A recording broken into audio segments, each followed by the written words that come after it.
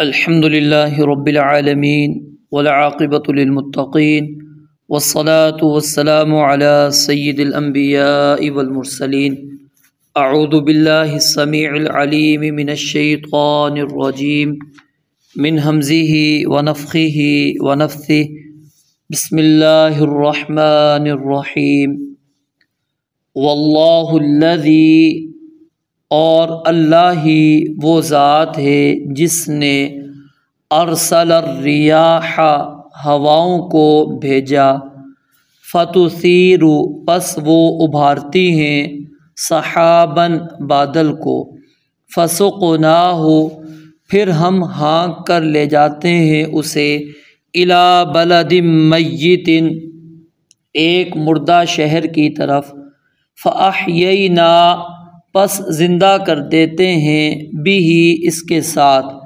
الارض زمین کو بعد موتها اس کی موت کے بعد کذالک النشور اسی طرح اٹھایا جانا ہے من کانا جو شخص ہو یرید چاہتا ہو العزت عزت فللہ پس اللہ ہی کے لیے ہے العزت جمیعاً ساری عزت الیہ اسی کی طرف یصعد چڑھتی ہے الکلم الطیب ہر پاکیزہ بات الکلم یہ اسم جنس ہے جو واحد اور جمع سب پر بولا جاتا ہے یہ کلمتن کی جمع نہیں ہے کیونکہ اگر یہ کلمتن کی جمع ہوتی تو پھر یسعدو کے بجائے تسعدو کا لفظ آتا اور اس کی صفت جو ہے مؤنث آتی ہے تو یہ اسم جنس ہے جو واحد اور جمع سب پر بولا جاتا ہے جب ایک فرد کا بیان کرنا مقصود ہو تو اس کے ساتھ تا لگا دیتے ہیں جیسے تمرن کھجور ایک ہو یا بہت ساری ہو لیکن اگر ایک کھجور کہنا ہو تو تمرتن کہہ دیا جاتا ہے فرمایا الیہ اسی کی طرف یصعدو چڑھتی ہیں الکلم الطیب ہر پاکیزہ بات الکلم الطیب اس کی تعریف آسان سے الفاظوں میں یہ ہے کہ ایسی پاکیزہ چیزیں جس سے انسان کے حواس بھی لذت یاب ہوں اور اس کا نفس بھی والعمل الصالح اور نیک عمل یرفعہ اسے بلند کرتا ہے یہ آپ کو جب وضاحت کروں گا وہاں پر اس کا مفہوم بتلاؤں گا والذین اور وہ لوگ جو یمکرون خفیہ تدبیریں کرتے ہیں السیئات برائیوں کی لہم ان کے لیے عذاب شدید بہت سخت عذاب ہے ومکر اولئک اور ان لوگوں کی خفیہ تدبیر ہوا یبور وہی برباد ہوگی واللہ خلقکم اور اللہ تعالی ہی وہ ذات ہے جس نے تمہیں پیدا کیا من تراب حقیر مٹی سے ثم من نطفۃ پھر ایک قطرے سے ثم جعلکم پھر اس نے تمہیں بنایا ازواجا جوڑے وما تحمل اور نہیں حاملہ ہوتی من انثی کوئی مادہ ولا تضع اور نہ ہی بچہ جنتی ہے الا مگر بعلمہ ہی اس کے علم کے ساتھ وما یعمر اور نہ عمر بڑھائی جاتی ہے من معمر کسی عمر پانے والے شخص کی ولا ينقص اور نہ کمی کی جاتی ہے من عمرہ اس کی عمر میں الا فی کتاب مگر وہ ایک کتاب میں درج ہے یعنی لوح محفوظ میں ان ذالک بے شک یہ علی اللہ اللہ تعالی پر یسیر بہت زیادہ آسان ہے اللہ رب العالمین نے قرآن مجید کے اندر موت کے بعد کی زندگی پر عموماً خشک زمین کے ہرا ہونے سے استدلال کیا ہے آپ نے سورہ سبا کے اندر مشرکین کا کفار کا یہ قول پڑھا تھا وقال الذین کفروا لا تأتینا الساعہ کہ قیامت ہم پر قائم نہیں ہوگی اب اسی سورہ فاطر میں آئیے، پیچھے آپ نے پڑھا تھا کہ شیطان جو ہے فلا تغرنکم الحیات الدنیا ولا یغرنکم باللہ الغرور، کہ کہیں تمہیں یہ دھوکے باز جو شیطان ہے دھوکے میں مبتلا نہ کر دے۔ اب کیا کیا شیطان نے؟ انسانوں کو ایک شبہ دیا کہ قیامت قائم نہیں ہوگی۔ کیوں؟ کہتا ہے کہ جب ہم مر کر مٹی ہو جائیں گے پھر کیسے دوبارہ ہمیں اٹھایا جائے گا؟ تو اللہ رب العالمین نے اس آیت مبارکہ کے اندر اور اسی طرح دیگر جو قرآنی آیات ہیں جہاں پر اللہ رب العالمین نے بعث بعد الموت کا تذکرہ کیا ہے، وہاں پر اللہ رب العالمین نے دلیل جو پیش کی ہے وہ کیا ہے؟ خشک زمین کے ہرا ہونے کو اللہ رب العالمین نے بطور دلیل پیش کیا ہے، کیونکہ انسان ان چیزوں کا مشاہدہ کرتا ہے وہ اس کو تسلیم بھی کر لیتا ہے، لیکن جس چیز کا انسان مشاہدہ نہیں کرتا، اپنی آنکھوں سے اس نے دیکھا نہیں ہے کسی انسان کو دوبارہ مرنے کے بعد زندہ ہوتے ہوئے، تو وہ اس چیز کو مانتا ہی نہیں ہے، حالانکہ حقیقت کے اندر دونوں میں کسی قسم کا کوئی فرق موجود نہیں ہے۔ تو اللہ رب العالمین نے قرآن مجید کے اندر اس بات کا جواب دیا کہ جو کافر کہتے ہیں کہ قیامت قائم نہیں ہوگی، ہم جب مر کر مٹی ہو جائیں گے اور کیا ہمیں دوبارہ اٹھایا جائے گا؟ تو اللہ رب العالمین نے کہا یہ دوبارہ زندہ کرنا اللہ رب العالمین کے لیے کوئی مشکل نہیں ہے۔ اور پھر اللہ تعالیٰ نے مثال کیا دی، واللہ الذی ارسل الریاح، کہ اللہ رب العالمین ہی وہ ذات ہے جو ہواؤں کو بھیجتا ہے، ان کے ذریعے سے بادلوں کو اللہ رب العالمین ابھارتا ہے، پھر جمع کرتا ہے، پھر انہیں اللہ رب العالمین ایک مردہ اور بنجر زمین کی طرف لے جاتا ہے، وہاں پر بارش برستی ہے، وہی مردہ زمین لہلہا اٹھتی ہے، مدت سے اس کی تہہ میں جو پڑے ہوئے بیج ہوتے ہیں ان سے کونپلیں نکلنا شروع ہو جاتی ہیں۔ تو جس طرح اللہ رب العالمین کے حکم سے مردہ زمین زندہ ہو جاتی ہے، اسی طرح اس کے حکم سے قیامت کے دن بھی اللہ رب العالمین تمہیں زندگی دیں گے۔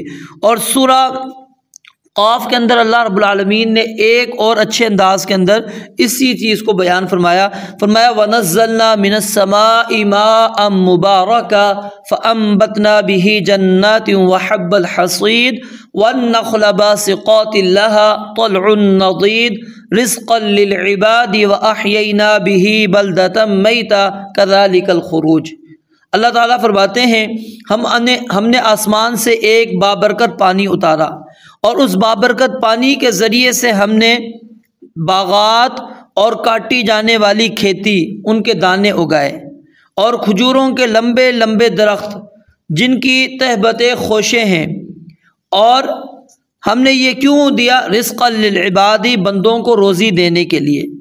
اور وَأَحْيَيْنَا بِهِ بَلْدَةً مَيْتًا، ہم نے اس کے ساتھ، اس پانی کے ساتھ ایک مردہ شہر کو زندہ کر دیا۔ کذالک الخروج، اللہ تعالیٰ فرماتے ہیں جس طرح پانی سے ہم نے مردہ زمین کو زندگی بخشی، اسی طرح جہاں پر انسان دفن ہے قیامت کے دن ہمارے ہی حکم سے وہاں پر سے وہ نکلے گا۔ اور سورہ الحج کے اندر اللہ رب العالمین مزید تفصیل کے ساتھ اس چیز کو بیان فرماتے ہیں۔ وَتَرَى الْأَرْضَ حَامِدَةً، اللہ تعالیٰ فرماتے ہیں آپ زمین کو دیکھتے ہیں کہ وہ مردہ پڑی ہوئی ہے۔ فَإِذَا أَنزَلْنَا عَلَيْهَا الْمَاءَ، پھر ہم ان کے اوپر، اس زمین پر جو مردہ پڑی ہوئی ہوتی ہے اس پر ہم کیا اتارتے ہیں؟ پانی اتارتے ہیں۔ اہتزت، تو وہ کیا کرتی ہے؟ لہلہاتی ہے۔ وربت، اور ابھرتی ہے۔ وَأَنبَتَتْ مِن كُلِّ زَوْجٍ بَهِيجٍ، اور ہر خوبصورت قسم میں سے وہ اگاتی ہے۔ ذالک، اب اللہ نے یہ دلیل پیش کی ہے، ذالک یہ بِأَنَّ اللَّهَ، اس لیے کہ اللہ تعالیٰ هو الحق، وہی حق ہے، وَأَنَّهُ يُحْيِي الْمَوْتَى، اور یہ اس لیے کہ وہی مردوں کو زندہ کرے گا، وَأَنَّهُ عَلَى كُلِّ شَيْءٍ قَدِيرٌ، اور وہ اس لیے کہ وہ ہر چیز پر پوری طرح قادر ہے، وَأَنَّ السَّاعَةَ، اور اس لیے کہ قیامت آتیۃ، آنے والی ہے، لا ریب فیہا، اس میں کوئی شک نہیں ہے، وَأَنَّ اللَّهَ يَبْعَثُ مَن فِي الْقُبُورِ، اور اللہ رب العالمین ان لوگوں کو اٹھائے گا جو قبروں میں موجود ہیں۔ تو یعنی ہم کیا دیکھتے ہیں کہ بارش ہوتی ہے وہی خشک زمین، بنجر مردہ زمین، غیر آباد زمین یکدم کیا ہوتی ہے؟ زندہ ہو کر اس سے نباتات لہلہا اٹھتے ہیں۔ پھر صرف نباتات ہی نہیں اس بارش کے پانی سے پیدا ہوتے، بلکہ ہم دیکھیں گے ہزاروں جانور اس سے پیدا ہوتے ہیں، مینڈک، حشرات الارض، جھینگر وغیرہ، وہ پیدا ہو کر اپنی بولیاں بولنے لگتے ہیں۔ یہ آخر کہاں سے پیدا ہو گئے؟ اسی سے۔ تو اللہ رب العالمین فرماتے ہیں یہی کیفیت انسانوں کے زمین سے جی اٹھنے کی ہے، اس میں کوئی فرق نہیں ہے، لیکن ایک چیز کا انسان مشاہدہ کرتا ہے تو اس کو من و عن تسلیم کر لیتا ہے، لیکن اسی طرح کی دوسری چیز اس کو ماننے کے لیے تیار نہیں ہوتا۔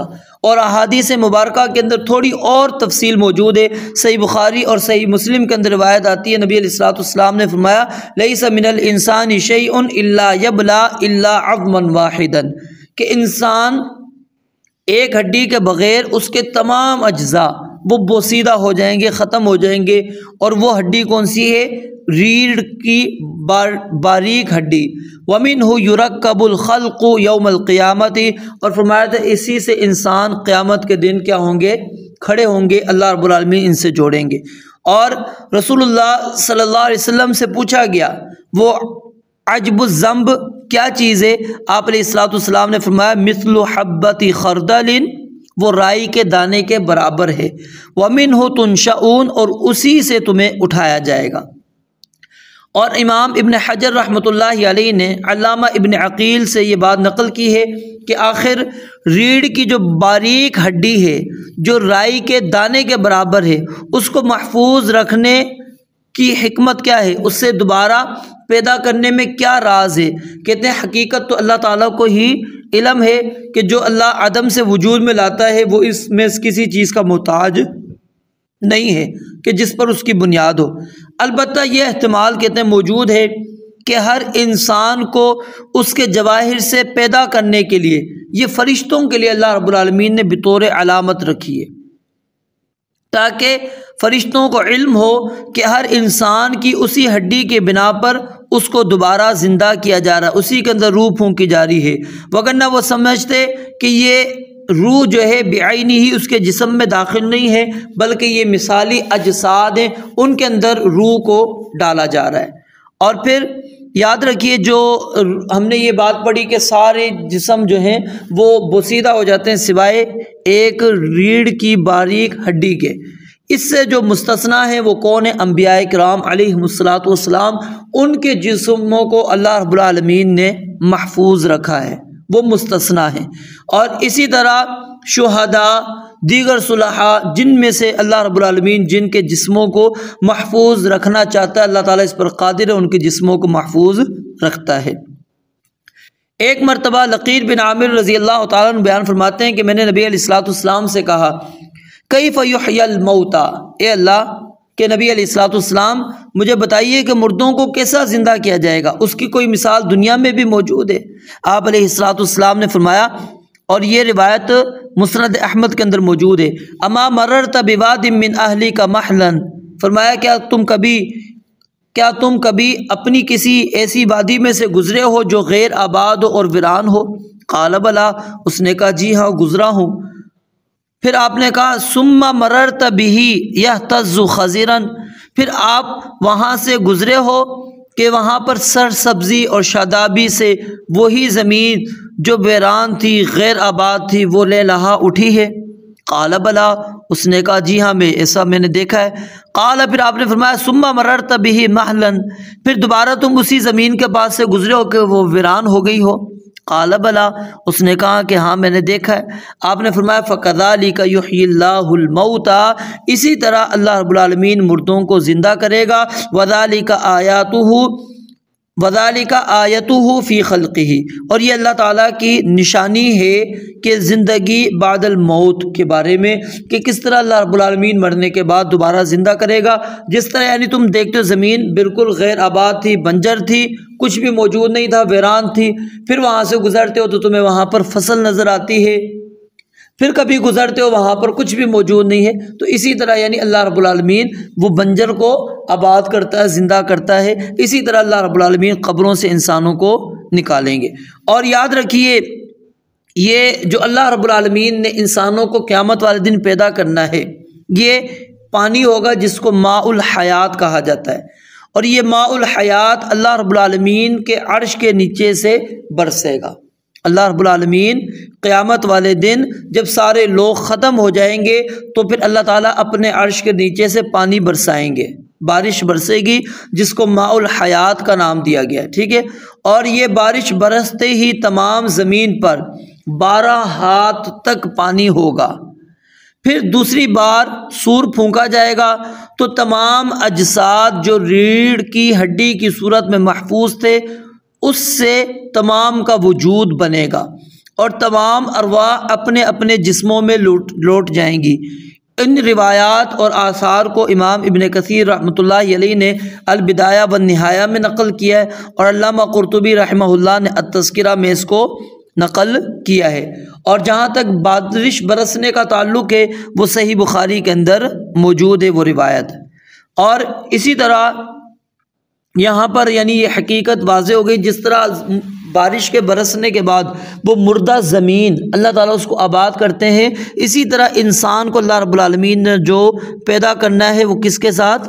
اس پانی کے ساتھ۔ اور پھر اسی طرح جب جہنمیوں کو جہنم میں ڈال دیا جائے گا، اب ان میں سے جو اللہ رب العالمین ان بندوں کو نکالیں گے جو لا الہ الا اللہ کہتا تھا، جس نے اللہ رب العالمین کے ساتھ شریک ٹھہرایا نہیں ہوگا، تو جب اس کو جہنم سے نکال کر لایا جائے گا تو اس کے پورا جسم جل چکا ہوگا، صرف پیشانی باقی بچی ہوگی۔ کیوں کہ سجدے والی جگہ پر اللہ رب العالمین نے جلنے کو حرام قرار دیا ہے۔ پھر جب اس کو جہنم سے نکالا جائے گا تو اس کے اوپر کیا برسایا جائے گا؟ وہی ماء الحیات، اور وہ دوبارہ بالکل درست ہو جائے گا۔ تو یہ اللہ رب العالمین یعنی انسان کو مرنے کے بعد زندہ کر رہے ہیں، اور پھر جہنم سے اللہ رب العالمین جو نکال رہے ہیں، اب اس کے جسم کو تر و تازہ بنا رہے ہیں۔ وہ کیوں؟ کس کے ذریعے سے؟ پانی کے ذریعے سے، کیونکہ اللہ رب العالمین نے وجعلنا من الماء کل شیء حی، ہم نے پانی سے ہر زندہ چیز بنائی ہے۔ تو آخرت میں بھی اللہ رب العالمین اسی طرح جس طرح مردہ زمین کے لیے پانی ضروری ہے، اسی طرح اللہ رب العالمین نے انسان کو پانی کے ساتھ پیدا کرنا ہے۔ اور امام راضی رحمۃ اللہ علیہ فرماتے ہیں کذالک النشور، اسی طرح اٹھنا ہے۔ اس میں کہتے ہیں کئی اعتبار سے مشابہت پائی جاتی ہے۔ پہلی مشابہت کیا ہے؟ کہتے ہیں زمین کو جس طرح زندگی ملتی ہے اس طرح اعضاء انسانی کو بھی زندگی ملے گی۔ نمبر 2، جس طرح ہوا سے بادلوں کو جمع کیا جاتا ہے اسی طرح بکھرے ہوئے اعضاء کو بھی جمع کیا جائے گا۔ نمبر 3، جس طرح ہوا اور بادل کو ارض میت کی طرف لے جایا جاتا ہے اسی طرح ارواح کو مردوں کے ابدان کی طرف، ان کے جسموں کی طرف لے جایا جائے گا۔ تو کذالک النشور یعنی اسی طرح جس طرح تم زمین کو دیکھ رہے ہو، اللہ رب العالمین اس کے لیے کیا کرتے ہیں؟ ارسل الرياح، ہواؤں کو اللہ رب العالمین پہلے بھیجتے ہیں، وہ بادلوں کو ابھارتی ہیں، پھر اس پانی کو اللہ رب العالمین ایک بنجر اور مردہ شہر کی طرف لے کر جاتے ہیں۔ اسی طرح اللہ تعالیٰ فرماتے ہیں ہم انسان کو زندہ کریں گے۔ اور نشر اس کا معنی کیا ہوتا ہے؟ پھیلانا، ٹھیک ہے، جو صحف منشرہ آتا ہے نا سورہ المدثر کے اندر، تو اس میں یہی ہے کہ پھیلائے ہوئے صحیفے۔ اور اسی طرح پھر یہ بارش، نعمت، ہر چیز کے اندر یہ لفظ عام ہو گیا۔ تو کذالک النشور، اللہ تعالیٰ فرماتے ہیں مرنے کے بعد اسی طرح ہم قبروں سے اٹھا کر ان کو محشر کے میدان میں پھیلا دیں گے۔ وجعل النہار نشورا، اور یہ لفظ قرآن مجید کے اندر دن کے بارے میں بھی استعمال ہوا ہے کہ ہم نے دن کو کیا ہے؟ نشور بنایا۔ کیوں؟ کیونکہ روز ہی کمانے کے لیے، کاروبار کے لیے لوگ اپنے گھروں سے نکل پڑتے ہیں۔ من کان یرید العزت، اب اس آیت کے اندر اللہ رب العالمین نے توحید کو ایک مختلف انداز میں ذکر کیا ہے، اور قیامت کا ذکر اللہ تعالیٰ نے ایک اور انداز کے اندر یہاں پر بیان کیا، کیونکہ مشرکین قریش وہ یہ بات سمجھتے تھے کہ اللہ تعالیٰ نے ہمیں عزت دے رکھی ہے۔ کیوں؟ ہم کعبہ کے متولی ہیں، اللہ تعالیٰ نے ہمیں یہ اعزاز دیا ہے، ہم کعبے کی ذمہ داری کو سنبھال رہے ہیں، سارا عرب ہماری عزت کرتا ہے، مال و اولاد کی نعمتوں سے اللہ تعالیٰ نے ہمیں نوازا ہوا ہے، اور جن کی ہم عبادت کرتے ہیں اللہ تعالیٰ کے سوا ان کے ہی واسطے سے طفیل سے ہمیں یہ سب کچھ مل رہا ہے۔ اور یہ تقرب ما نعبدہم الا لیقربونا الی اللہ زلفیٰ، ہم ان کی عبادت کرتے ہیں اور یہ ساری عزتیں ہمیں جو مل رہی ہیں وہ ان کی عبادت کی وجہ سے مل رہی ہیں، کیونکہ یہ اللہ تعالیٰ کے ہمارے سفارشی ہیں، اور انہوں نے جا کے اللہ رب العالمین کے ہماری سفارش کر دی، اور اللہ تعالیٰ نے پھر ہمیں مال و دولت کی فراوانی کر دی، ہر طرح کی نعمت اللہ تعالیٰ نے ہمیں یہاں پر دے دی، اور ہماری عزت پوری دنیا کے اندر اللہ رب العالمین نے رکھ دی۔ پھر ساتھ میں یہ سمجھتے تھے وَاتَّخَذُوا مِن دُونِ اللَّهِ آلِهَةً لِيَكُونُوا لَهُمْ عِزًّا، کہ ہم ان کی عبادت کر رہے ہیں اور ان کی عبادت کے ہی نتیجے کے اندر یہ ساری عزتیں مل رہی ہیں۔ تو اللہ تعالیٰ فرماتے ہیں انہوں نے اللہ تعالیٰ کے سوا اور معبود بنا لیے تاکہ وہ ان کے لیے باعث عزت ہوں۔ کلا، اللہ کہتے ہیں ہرگز ایسا نہیں ہے، عزت اس طرح نہیں ملتی کہ غیر اللہ کے در پر انسان جھک جائے، وہاں پر رکوع سجود کرے، نظر و نیاز کرے، اس کو پکارے، اس کی عبادت کرے، اس طرح نہیں ہوتی۔ فرمایا سیکفرون بعبادتہم، ان قریب وہ ان کی عبادت کا انکار کر دیں گے۔ پیچھے سورہ سبا کے اندر آپ کو تفصیل کے ساتھ میں نے بیان کر دیا تھا کہ کس طرح وہ ایک دوسرے کی عبادات کا انکار کریں گے اور ایک دوسرے کے بارے میں اللہ تعالیٰ کو کہیں گے ان کو اللہ ڈبل عذاب دے، لِكُلٍّ ضِعْفٌ وَلَٰكِن لَا تَعْلَمُونَ۔ پھر اللہ نے کہا ہر ایک کو ڈبل عذاب ملے گا، کسی کو بھی کم نہیں ہونے والا۔ کیوں؟ تم نے ایک دوسرے کو گمراہ کیا تھا، ایک دوسرے سے اعلان برات کر دیں گے۔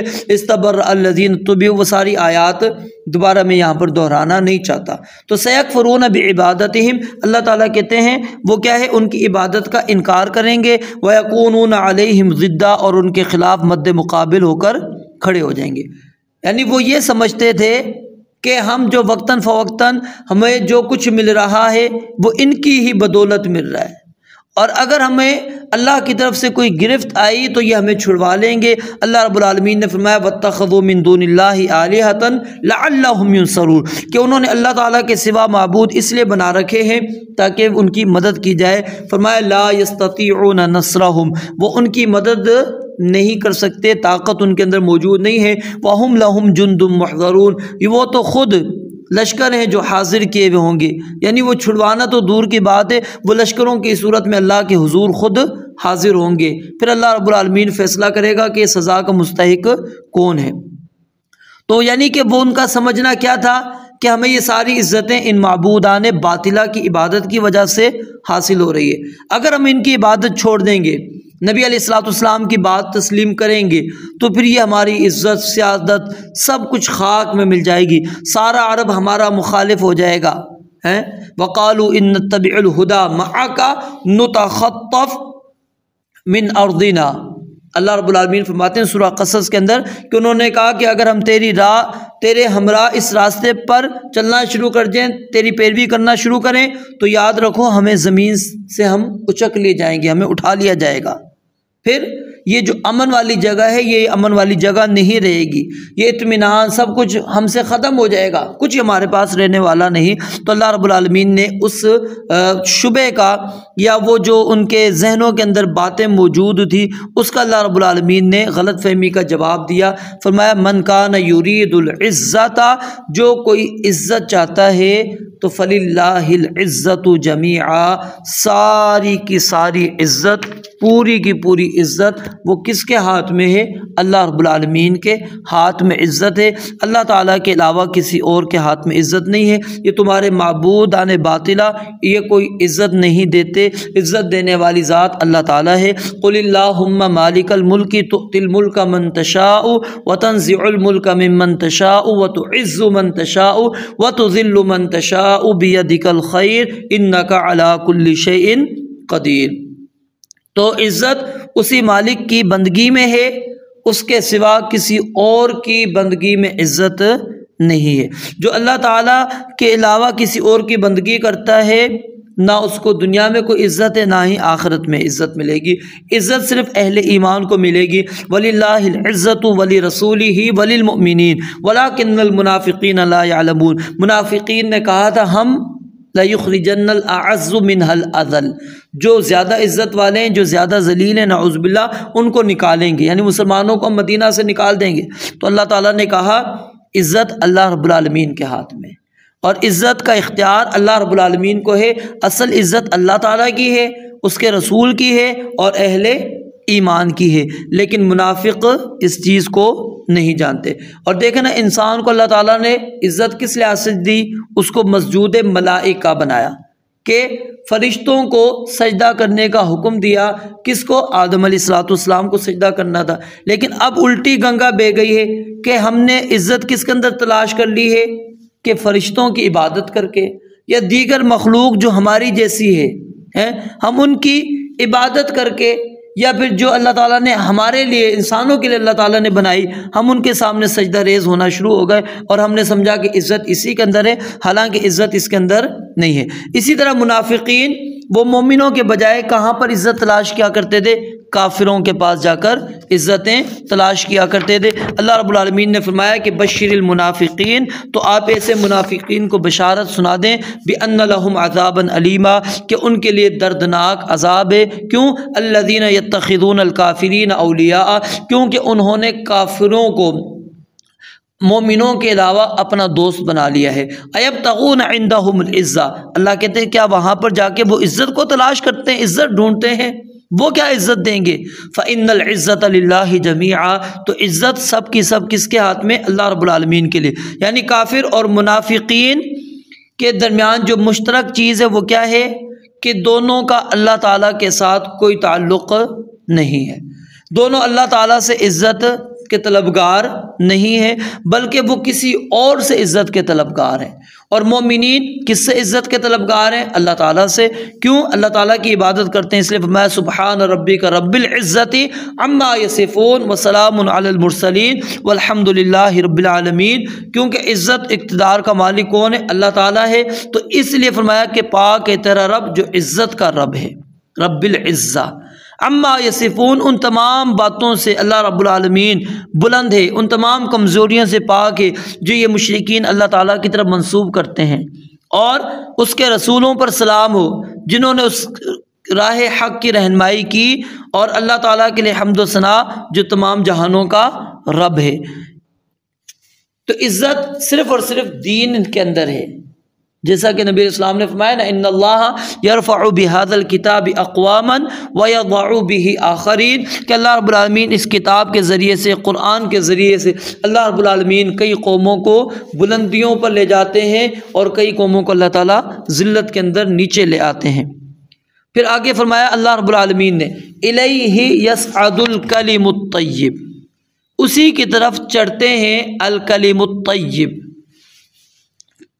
اب طیب ایسی پاکیزہ چیزیں جس سے انسان کے حواس بھی لذت محسوس کرتے ہوں اور اس کا نفس بھی لذت محسوس کرتا ہو۔ الکلم، اس کے بارے میں نے آپ کو پہلے بھی بتلا دیا کہ یہ اسم جنس ہے، یہ کلمتن کی جمع نہیں ہے۔ الکلم الطیب، پاکیزہ بات، اس سے مراد کیا ہے؟ مفسرین نے اس کے اندر کئی چیزیں ذکر کی ہیں۔ بعض نے اس کے اندر کلمہ توحید لا الہ الا اللہ یہ مراد لیا ہے، اور یہی عزت پانے کا ذریعہ ہے۔ یعنی کہ انسان اگر وہ چاہتا ہے کہ مجھے عزت ملے، مجھے بلندی ملے، میرے اعمال قبول ہوں، تو اس نے کیا کرنا ہے؟ اللہ رب العالمین یہاں پر اس کا تذکرہ فرما رہے ہیں کہ کس انداز کے اندر انسان کو عزت نصیب ہوتی ہے، کس طرح انسان کو اللہ رب العالمین ایک مقام، ایک مرتبہ اللہ رب العالمین انسان کو دیتے ہیں۔ تو اللہ رب العالمین نے فرمایا الیہ یصعد الکلم الطیب، تو یہ کلمہ طیبہ یعنی کلمہ ایمان جس کو کہتے ہیں، کلمہ توحید بھی کہتے ہیں، جس کی شہادت دے کر انسان مسلمان ہوتا ہے۔ اور اسی کے بارے میں اللہ تعالیٰ نے سورہ ابراہیم کے اندر ارشاد فرمایا الم تر کیف ضرب اللہ مثلا کلمۃ طیبۃ کشجرۃ طیبۃ اصلها ثابت وفرعها فی السماء تؤتی اکلها کل حین باذن ربها۔ اللہ رب العالمین نے کلمہ طیبہ کو کلمہ کس کے ساتھ، مثال کے ساتھ بیان کیا ہے؟ پاکیزہ درخت کے ساتھ۔ پاکیزہ درخت کون سا ہے؟ کھجور کا درخت، اس کے ساتھ اللہ رب العالمین نے اس کی مثال دی ہے۔ یعنی ایمان یہ کیا ہے؟ شجرہ طیبہ ایسا ہے جو سدا بہار ہے، ہر وقت جس طرح انسان کے اعمال صالحہ، اخلاق حسنہ اس سے کھلتے ہیں، ان کو پھل ملتا رہتا ہے، مضبوط درخت بنتا چلا جاتا ہے، مضبوط جڑ ہوتی ہے، مضبوط تنا ہوتا ہے، اور بلند و بالا ہری اس کی ٹہنیاں ہوتی ہیں، اس طرح فرمایا کہ وہ شجرہ طیبہ ہے، اس کو کسی قسم کی ہوا نقصان نہیں دیتی، کوئی موسم اس کو خراب نہیں کرتا، اسی طرح مومن موجود ہے۔ تو اللہ رب العالمین نے ایمان کو کلمہ طیبہ کہا ہے اس آیت مبارکہ کے اندر، اور کلمہ توحید جب انسان کو حاصل ہو جاتا ہے اس سے انسان کی عقل سلیم وہ بھی لذت محسوس کرتی ہے، اور انسان ایک اللہ کا ہو کر اس سے وہ لذت محسوس کرتا ہے، ایک اللہ تعالیٰ کی عبادت کرتا ہے، پھر انسان کو کوئی فکر نہیں ہوتی کہ کوئی اس سے کٹتا ہے کٹ جائے، کوئی اس کو کاٹتا ہے کاٹ جائے، کوئی اس سے روٹتا ہے روٹ جائے، کیوں؟ وہ کہتا ہے حسبی اللہ لا الہ الا ہو علیہ توکلت وہو رب العرش العظیم، کہ مجھے بس اب میرا رب کافی ہے، اس کے علاوہ مجھ پر اور جتنی مصیبتیں کہ پہاڑ تم نے توڑنے توڑ لو، مجھے کچھ بھی نہیں ہونے والا، میں صرف ایک اللہ کی طرف ہوں۔ سیدنا بلال کا واقعہ لے لیجئے، کتنی مصیبتیں تکلیفیں آئیں، احد احد وہ پکارتے رہے، وجہ کیا ہے کہ وہ ایمان کی لذت کو محسوس کرتا ہے، اور یہ کلمہ طیبہ کلمہ توحید ایمان کا ذائقہ چکھاتا ہے انسان کو۔ نبی علیہ السلام نے فرمایا کہ ذاق طعم الایمان من رضی باللہ ربا وبالاسلام دینا وبمحمد نبیا، کہ جو بندہ یہ کہتا ہے کہ میں اللہ رب العالمین پر بطور رب راضی ہوں، اسلام پر بطور دین راضی ہوں، محمد علیہ السلام پر بطور نبی راضی ہوں، فرمایا ذاق طعم الایمان، اس شخص نے ایمان کا ذائقہ چکھ لیا۔ اور ایک روایت کے اندر نبی علیہ السلام نے فرمایا ثلاث من کن فیہ وجد حلاوت الایمان، یہ حلاوت ایمان کس کو ملتی ہے؟ یہ کلمہ طیب والے انسان کو۔ فرمایا تین ایسی چیزیں ہیں جس کے اندر یہ اوصاف موجود ہوں گے وہ ایمان کی حلاوت کو محسوس کرے گا۔ ان یکون اللہ ورسولہ احب الیہ مما سواہما وان یحب المرء لا یحبہ الا للہ وان یکرہ ان یعود فی الکفر کما یکرہ ان یقذف فی النار۔ تو یہ عمل صالح، یہ کلمہ طیبہ انسان کو کدھر لے کر جاتا ہے؟ کیا نام ہے؟ کلمہ طیبہ یہ کیا ہے؟ حلاوت ایمان ہے، یہ لذت ایمان ہے، یہ ذائقہ ایمان ہے۔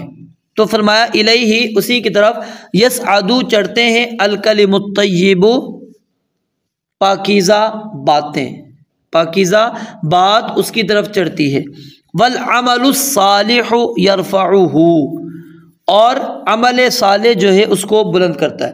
پہلے اس کو سمجھ لیجیے، اس کی تفسیر علماء تین انداز کے اندر بیان کرتے ہیں۔ پہلی تفسیر اس کی یہ بیان کرتے ہیں کہ ہو ضمیر جو ہے والعمل الصالح یرفعہ، یرفعہ جو ضمیر ہے اس سے مراد کیا ہے؟ الکلم الطیب، یعنی عمل صالح الکلم الطیب کو بلند کرتا ہے۔ نیک عمل جو ہے وہ کس کو بلند کرتا ہے؟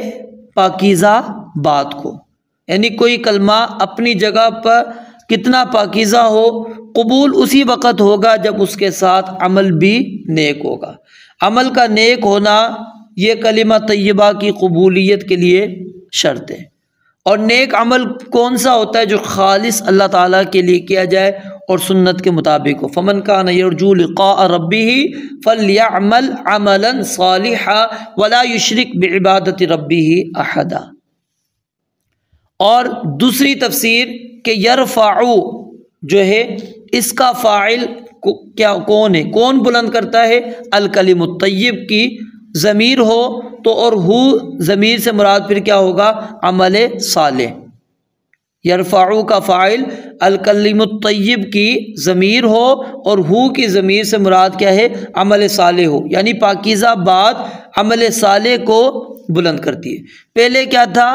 عمل صالح پاکیزہ بات کو بلند کرتا تھا، اب کیا ہے؟ پاکیزہ بات عمل صالح کو بلند کرتی ہے۔ اور یہ اس صورت میں کہ جب الکلم الطیب سے مراد آپ کیا لیں گے؟ لا الہ الا اللہ، کیونکہ ایمان اور کلمہ توحید کے بغیر کوئی بھی عمل انسان کا قبول نہیں ہوتا۔ من عمل صالحا من ذکر او انثی وہو مؤمن فلنحیینہ حیاتا طیبہ۔ اس کو اللہ کہتے ہیں ہم بخشیں گے کیسی زندگی؟ جو پاکیزہ ہوگی۔ اور تیسرا احتمال یہ ہے کہ یرفعو میں فاعل کی ضمیر سے مراد اللہ تعالیٰ ہو۔ مطلب کیا ہوگا کہ جو بھی عمل صالح ہے اللہ تعالیٰ اس کو بلند کرتا ہے، اسے قبول کرتا ہے، اس کی جزا عطا کرتا ہے۔ تو یہ تینوں معنی یہاں پر مراد ہو سکتے ہیں اور تینوں کے تینوں درست ہیں۔ یعنی پہلے ترجمہ کیا بنے گا کہ عمل صالح پاکیزہ بات کو بلند کرتا ہے، یعنی کوئی بھی کلمہ اپنی جگہ پر کتنا بھی پاکیزہ ہو اس وقت تک وہ قبول نہیں ہوگا جب تک وہ اس کے ساتھ عمل بھی نیک شامل نہ ہو جائے۔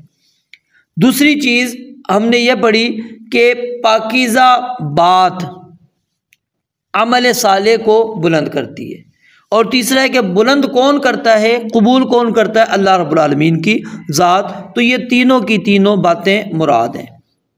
اچھا، پیچھے ایک بات رہ گئی تھی، من کان یرید العزت، کہ جو کوئی عزت چاہتا ہے۔ اب عزت کا معنی کیا ہوتا ہے؟ غلبہ۔ عزت کا معنی کیا ہوتا ہے؟ غلبہ۔ یعنی جو کوئی عزت چاہتا ہے، غلبہ چاہتا ہے، تو اس کو یہ بات جان لینی چاہیے کہ عزت سب کی سب کس کے ہاتھ میں؟ اللہ تعالیٰ کے ہاتھ میں۔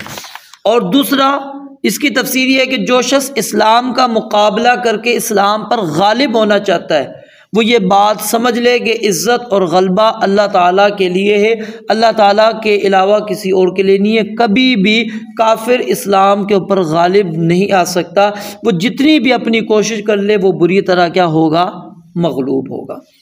تو اللہ رب العالمین نے فرمایا وَالْعَمَلُ الصَّالِحُ إِلَيْهِ يَصْعَدُ الْكَلِمُ الطَّيِّبُ وَالْعَمَلُ الصَّالِحُ يَرْفَعُهُ، کہ عمل صالح اس کو کیا ہے؟ بلند کرتے ہیں۔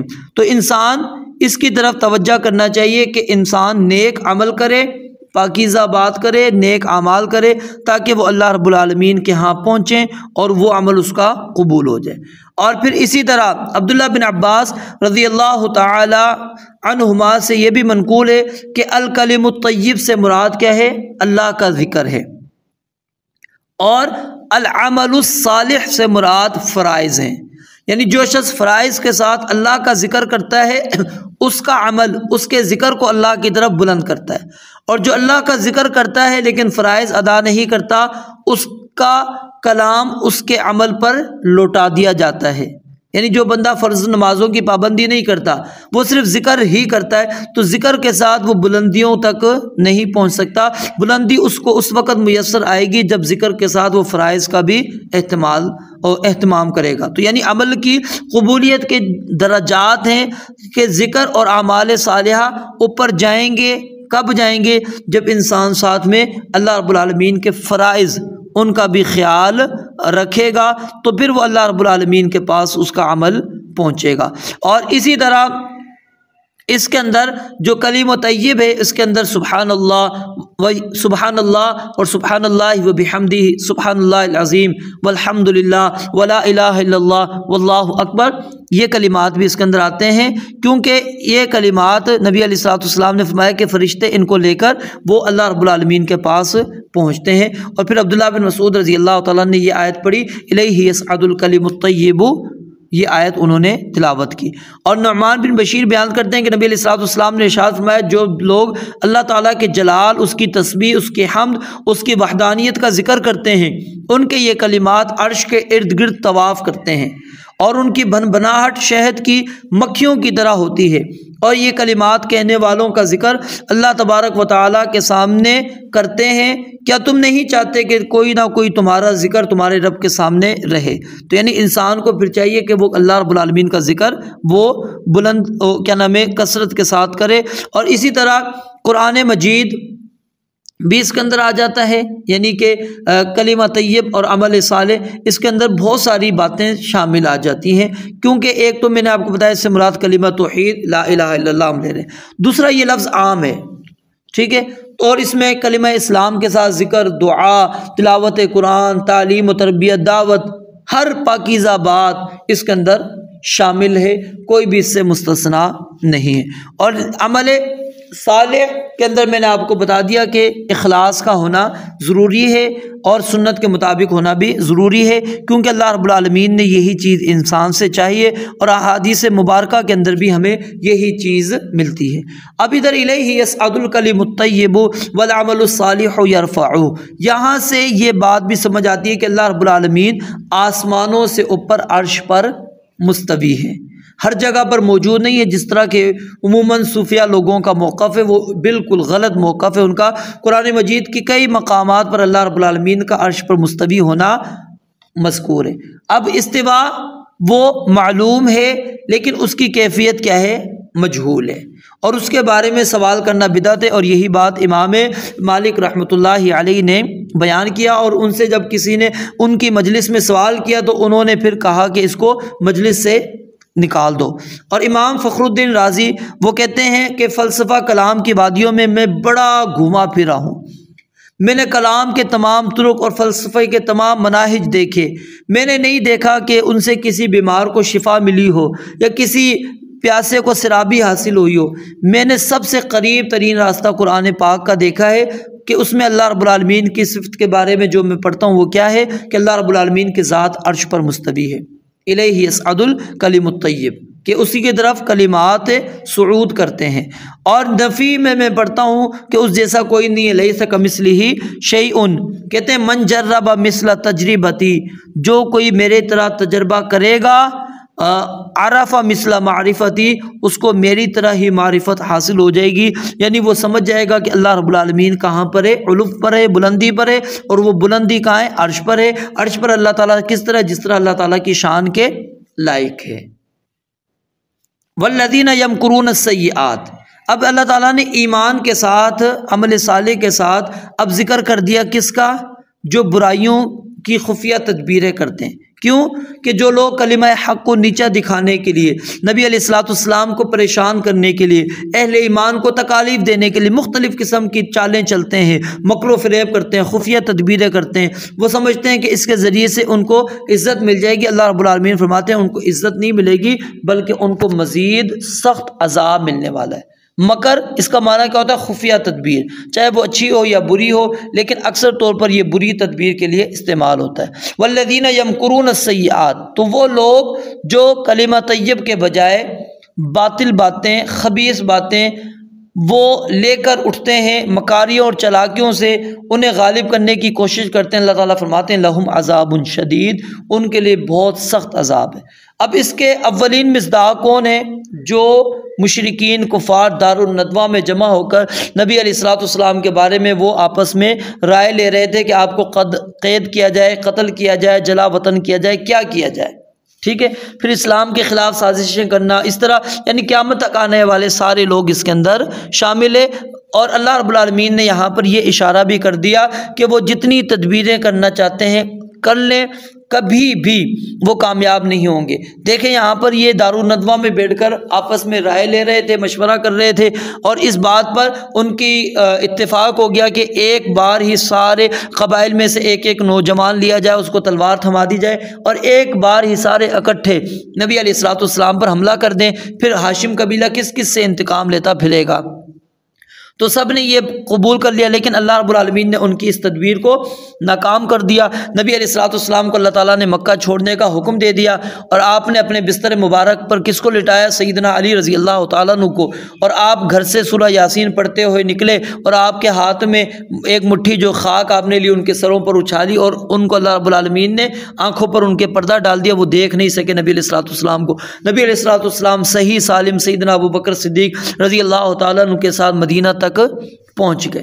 اور یہ تدبیریں صرف نبی علیہ السلام کے بارے میں نہیں، جتنی بھی تدبیریں پچھلے انبیاء کے بارے میں بھی لوگوں نے کی، اللہ رب العالمین نے ان ساری تدابیر سے اپنے رسولوں کو محفوظ رکھا۔ تو یعنی کہ یہ بھی تدبیروں کے اندر ہی چیزیں ان کی موجود تھی کہ آپ کو کاہن کہنا، شاعر کہنا، مجنون کہنا ہے، آپ علیہ الصلوۃ والسلام کے ساتھیوں کے ساتھ گنڈا گردی کرنا، پھر آپ قرآن سنائے تو شور شرابہ کرنا، یہ ساری چیزیں وہ انہوں نے بڑی کوششیں کی کہ کسی طرح نبی علیہ الصلوۃ والسلام کی دعوت کو ختم کیا جائے، آپ کی بات لوگوں کے کانوں تک نہ پہنچے، لیکن اللہ رب العالمین فرماتے ہیں وہ کامیاب نہیں ہوئے، بلکہ اللہ رب العالمین نے ان کی تدابیر کو ختم کر دیا۔ وَمَكْرُ أُولَٰئِكَ يَبُورُ، اللہ نے فرمایا جتنی بھی ان کی تدبیریں ہیں سب ناکام ہوگی، نامراد ہوں گی۔ وَمَكَرُوا وَمَكَرَ اللَّهُ، انہوں نے بھی تدبیریں کی، اللہ نے بھی تدبیر کی ہے، اور اللہ بہترین تدبیر کرنے والا ہے۔ پھر آپ نے کیا کیا کہ اللہ رب العالمین نے ان کو بدر کے اندر سب کو بڑے بڑے سرداروں کو ہلاک کر دیا۔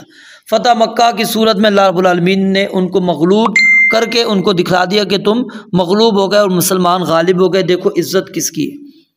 اور پھر اس کے بعد والی جو آیت ہے اس کے اندر اللہ رب العالمین نے پھر دوبارہ زندہ ہونے کا تذکرہ کیا ہے کہ مرنے کے بعد دوبارہ زندگی ملے گی، ٹھیک ہے۔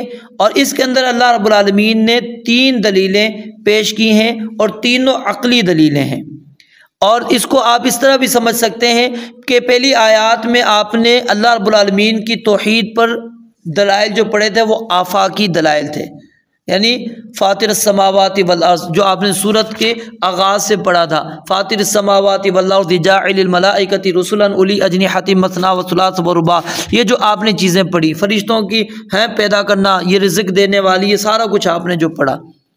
اب یہاں پر اللہ رب العالمین جن دلائل کا ذکر کر رہے ہیں اللہ کی وحدانیت پر، وہ انفسی دلائل ہیں، یعنی انسان کے اپنے نفس کے اوپر جو دلالت کرنے والے ہیں۔ تو اللہ رب العالمین نے فرمایا واللہ خلقکم من تراب، کہ اللہ رب العالمین ہی وہ ذات ہے جس نے تمہیں مٹی سے بنایا۔ مٹی سے کس کو بنایا تھا؟ سیدنا آدم علیہ السلام کو اللہ رب العالمین نے ان کو مٹی سے پیدا کیا۔ وَلَقَدْ خَلَقْنَا الْإِنسَانَ مِنْ صَلْصَالٍ مِّنْ حَمَإٍ مَّسْنُونٍ، اللہ کہتے ہیں ہم نے انسان کو ایک بجنے والی مٹی سے پیدا کیا جو بدبودار اور سیاہ کیچڑ والی تھی۔ خلق الانسان من صلصال کالفخار، ہم نے انسان کو بجنے والی مٹی سے پیدا کیا جو ٹھیکڑی کی طرح تھی۔ حما کہتے ہیں سیاہ کیچڑ کو، ٹھیک ہے، جس کے اندر خمیر کے مانند بو پیدا ہو گئی ہو، اس گوندی ہوئی مٹی سے انسان کا وجود بنایا۔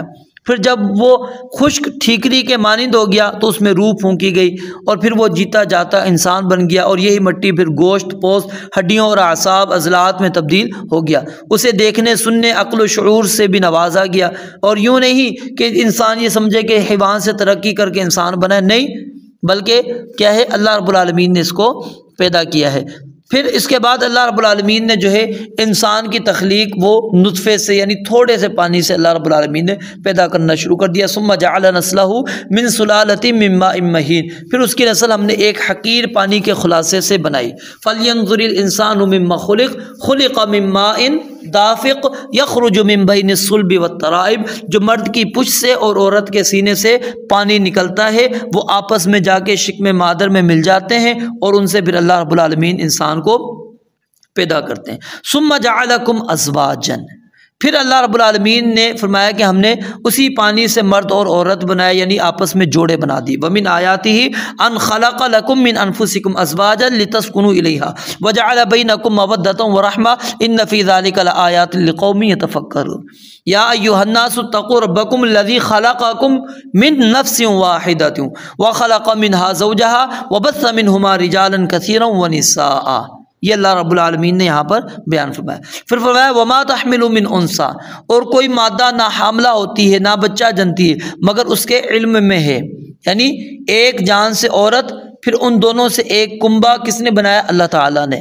اسی طرح وہ جانتا ہے کون سی عورت کب حاملہ ہوگی، اس کے پیٹ میں کیا ہے، کب وہ جنے گی، کس شکل و صورت میں جنے گی۔ اللہ یعلم ما تحمل کل انثی وما تغیض الارحام وما تزداد وکل شیء عنده بمقدار، اللہ تعالیٰ کے علاوہ کوئی بھی نہیں جانتا مادہ کے رحم میں کیا ہے، نر ہے یا مادہ ہے، خوبصورت ہے یا بدصورت ہے، سعادت مند ہے یا بدبخت ہے، اس کی عمر کتنی ہوگی، اس کے بارے میں کسی کو کوئی معلومات نہیں ہے۔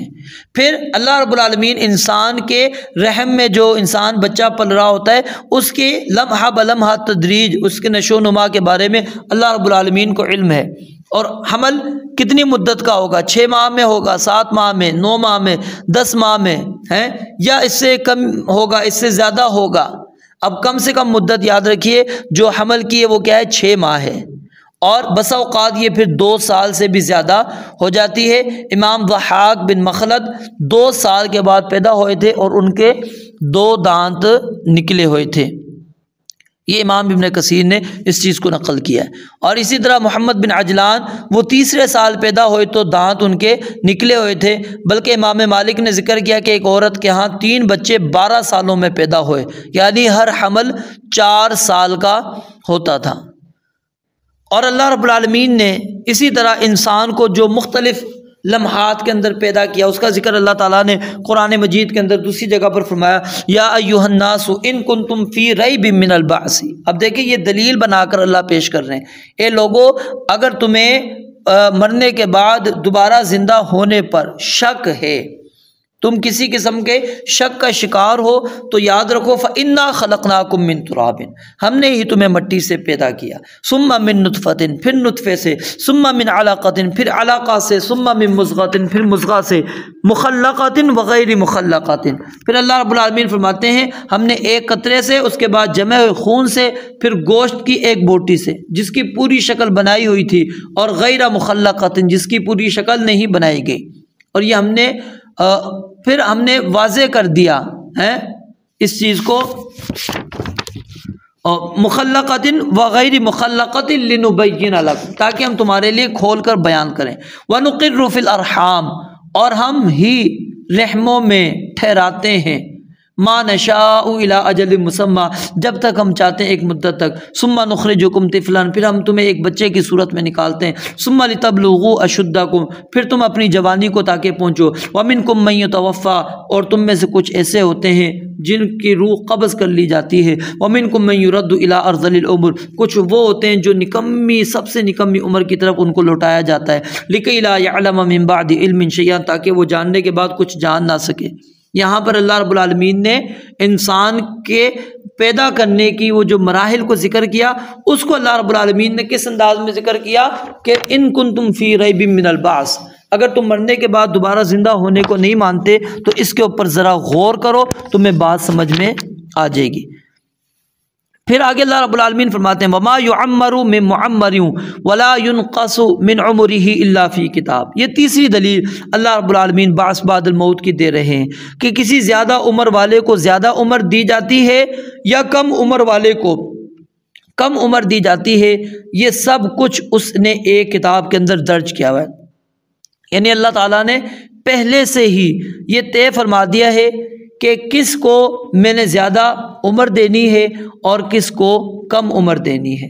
زندگی کا ایک ایک لمحہ اللہ رب العالمین نے لکھ دیا، سال لکھ دیا، دن لکھ دیا، مہینہ لکھ دیا، اس کی گھڑی وقت لکھ دیا، اس کی موت کا ایک ایک وقت موجود ہے۔ تو دوبارہ اللہ رب العالمین فرماتے ہیں ہمیں کیا مشکل ہے کہ ہم دوبارہ انسان کو بنا نہیں سکتے، جو ساری مخلوقات کو جانتا ہے، سب کچھ اس کے علم کے اندر ہے، کوئی چیز اس سے اوجھل نہیں ہے، تو کیا وہ دوبارہ زندہ نہیں کر سکتا؟ اب یہاں پر ایک اور چیز سمجھ لیجئے کہ عمر کا بڑھنا یا عمر کا کم ہونا، ٹھیک ہے، عمر کا بڑھنا یا عمر کا گھٹنا، یہ اللہ رب العالمین کے علم کے اندر پہلے سے ہی موجود ہے۔ انسان نیکی کرتا ہے اس کی عمر بڑھ جاتی ہے، جیسے حدیث کے اندر من سرہ ان یبسط فی رزقہ او ینسأ لہ فی اثرہ فلیصل رحمہ، صلہ رحمی کرو گے، رزق کے اندر اللہ تعالیٰ اضافہ کرتے ہیں، عمر اس کی زیادہ کر دی جاتی ہے۔ لا یرد القضاء الا الدعاء ولا یزید فی العمر الا البر، نیکی سے عمر کے اندر کیا ہے؟ اضافہ ہوتا ہے، یہ اللہ رب العالمین کے علم میں پہلے سے ہی موجود ہوتا ہے۔ اسی طرح جب بندہ گناہ کرتا ہے وہ گناہ اس کے عمر کو گھٹا دیتا ہے، ٹھیک ہے، رزق کو کم کر دیتا ہے، اس کی عمر گھٹ جاتی ہے۔ تو یہ پہلے سے یاد رکھیے اللہ رب العالمین کے علم کے اندر ہوتا ہے کہ عمر ہم نے انسان کو کتنی دینی ہے۔